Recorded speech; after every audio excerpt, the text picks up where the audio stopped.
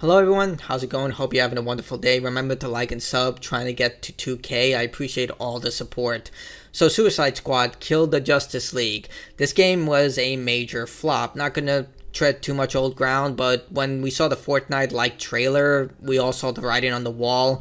Even people like me who purchased the game, we got a live service gimmick game that's in the Arkham universe, unfortunately, where it was just recycled repetitive content where you fight the same enemies over and over again. They get boring loot, and it was overall just a really terrible game. And when the Jungler DLC came out, it just basically confirmed what we all feared, where you would just fight Brainiac with old boss fights from the main campaign, this time with Green Lantern. And they knew this and tried to hoodwink players into purchasing the DLC in order to avoid the grind. This is free DLC, and they try to convince you to buy it in order to avoid the grind, despite there being no post-launch content. And this iteration of Joker, the Jungler, is just such a terrible design. He's basically just fan fiction at this point.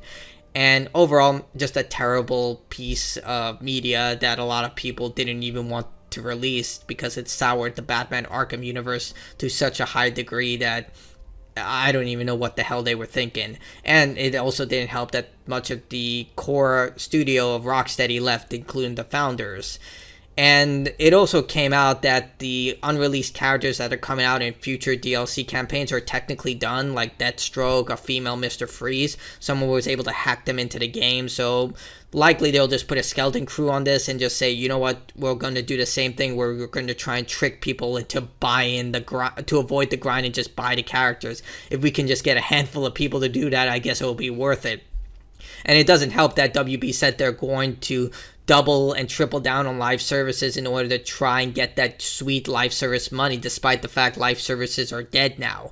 People who already invested into live services like Apex Legends, Fortnite, Warframe, Path of Exile, they're not going to jump ship to a game like this. And chances are, if you try and create an existing IP using a live service model, it's doomed to fail. Look at Redfall. It's technically within the Dishonored universe, and you took a studio that's known for single player games and tried to just implement that into a live service model. Huge failure.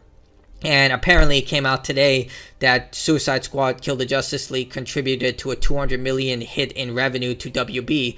And where massive tech layoffs have become the norm this year, with recently Microsoft shutting down multiple studios, including Tango Gameworks, I highly doubt that WB isn't looking to Rocksteady and saying, you know what, this game was a major flop, we're going to blame you for this and we're going to shut it down. Like, honestly, I can see WB doing that. I don't want that to happen. I don't want people to lose their jobs.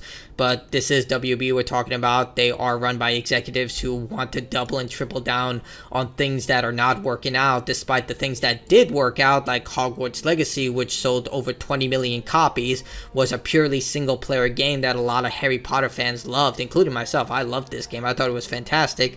They're deciding not to do this and to do this, and they're blaming Suicide Squad Kill the Justice League for all of this, and they're still deciding we're going to double and triple down on this crap.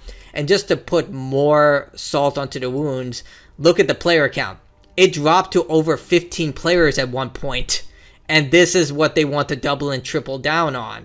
And especially in an industry where AAA games have an overinflated budget that can go up to $10 million, probably even more, and still be this massive failure that they will never see a return on investment with, I doubt this game is going to make back its money, even if you fill it with microtransactions down the wazoo.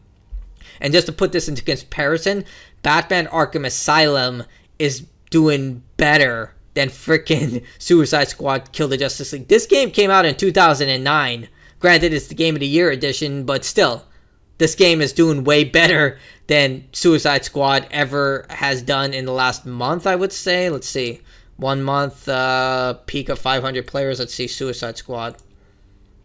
Okay, it did kind of better at one point, but still, yeah, not any, better. So, regardless, I just don't see this game ever making a recovery. I don't even know how this game has a mixed reception with mostly positive ratings. Even the people who defended this game couldn't defend the Joker DLC.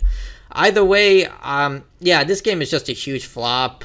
And despite it just, costing them so much money, the mere fact that these executives think that they could just, keep doubling and tripling down on these models that are not working out, like they have infinite money.